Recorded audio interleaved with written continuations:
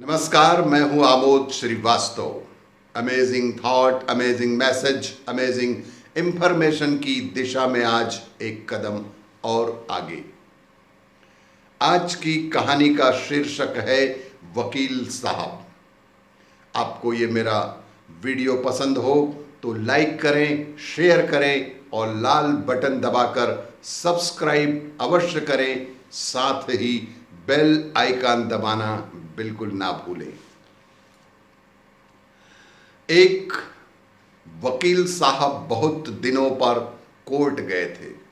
एक वकील साहब बहुत दिनों के बाद कोर्ट गए थे और अपने काम से निवृत्त होकर कोर्ट से घर लौट रहे थे। रास्ते में एक नदी पड़ती थी। नदी पार करने लगे तो वहां का दृश्य बड़ा ही मनोरम लगा और उन्हें जाने क्या सूझा। एक पत्थर पर बैठकर अपने पॉकेट से पेन और फाइल से कागज निकालकर एक वेल लिखने लगे। अचानक ही हाथ से पेन फिसला और नदी में जा गिरा। अचानक ही उनके हाथ से पेन फिसलकर नदी में जा गिरा, पानी में डूब गया। वकील साहब बेहद परेशान हुए। आज ही सुबह पूरे 10 रुपए में खरीदा था वह पेन। कातर दृष्टि से कभी इधर कभी उधर देखते, पानी में उतरने का प्रयास करते, फिर डर कर कदम पीछे खींच लेते। बेहद असमंजस की स्थिति। पेन न निकाला जा सक रहा है और ना ही छोड़ा जा सक रहा है। एकदम नया पेन था, छोड़कर जाना भी मुनासिब न था कि अचानक पानी में एक तेज लहर उठी और साक्षात वरुण देव सामने आ गए।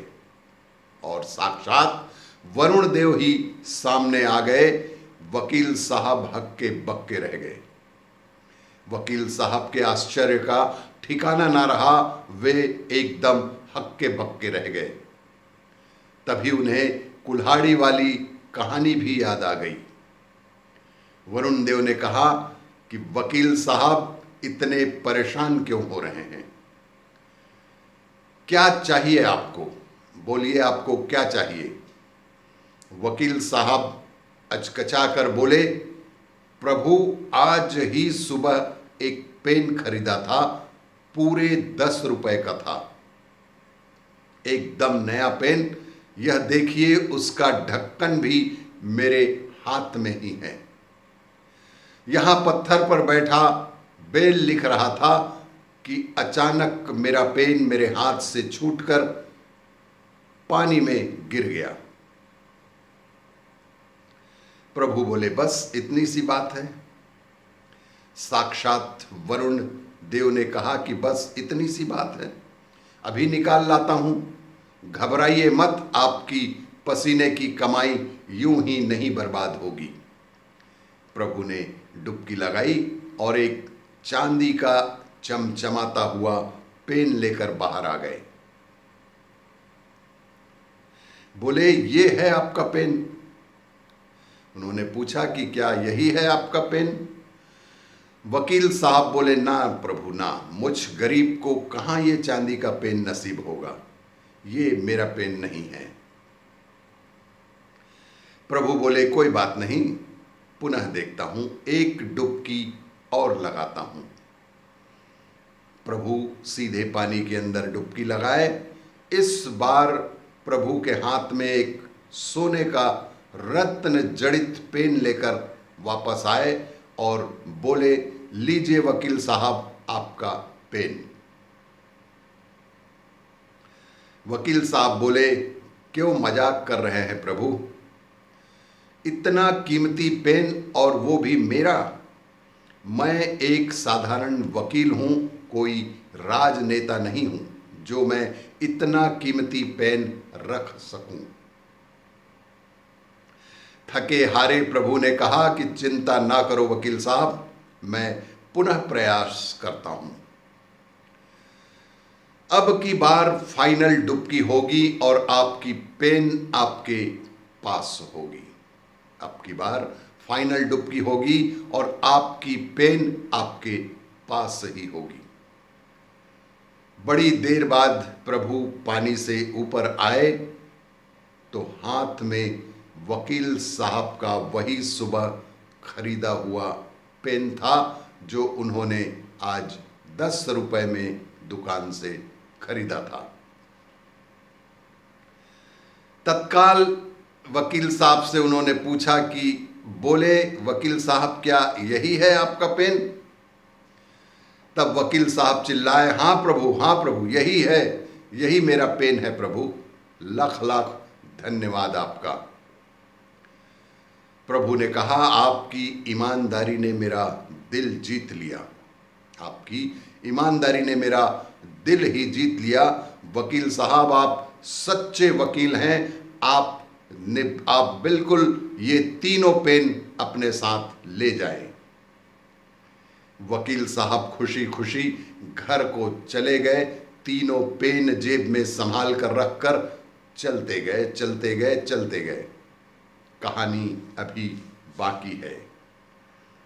वकील साहब ने घर आते ही सारी कहानी पत्नी जी को सुनाई और चमचमाते हुए कीमती पेन भी दिखाए। पत्नी को तो विश्वास ही नहीं हुआ, पत्नी को बिल्कुल विश्वास नहीं हुआ और बोली कि नहीं, ऐसा हो ही नहीं सकता, आप किसी के पेन चुरा कर लाए हो। बहुत समझाने पर भी जब पत्नी ना मानी तो वकील साहब उसे घटना स्थल की ओर ले गए। बहुत समझाने पर भी पत्नी के ना मानने पर वकील साहब ने उसे घटना स्थल की ओर ले गए। दोनों उस पत्थर पर बैठे जहां पूर्व में वकील साहब बैठकर पेन से कुछ लिख रहे थे और जब पेन उनके हाथ से गिर गया था। वकील साहब ने बताना शुरू किया था कि कैसे कैसे सब कुछ हुआ। पत्नी एक एक कड़ी को किसी शातिर पुलिसिये की अंदाज में जोड़ रही थी और घटना स्थल का बारीकी से मुआयना भी करती जा रही थी कि अचानक पत्नी का पैर फिसला और वो गहरे पानी में समा गई। कि अचानक पत्नी का पैर फिसला और वो गहरे पानी में समा गई। वकील साहब की आंखों के आगे तारे नाचने लगे, उन्हें दिन में ही तारे दिखने लगे। क्या हुआ? डर लगने लगा कि कहीं ससुराल वाले 304 बी का उन पर केस ना कर दें। 304 बी का उन्होंने बेहद गहन अध्ययन किया हुआ था। वे जोर जोर से रोने लगे, जोर जोर से बचाओ बचाओ कहकर चिल्लाने लगे। तभी अचानक पानी में ऊंची ऊंची लहरें उठने लगी। नदी का सीना चीरकर साक्षात वरुण देव पुनः प्रकट हुए।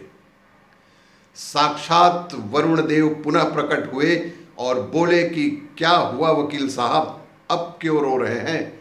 आपका पेन तो मिल ही गया है।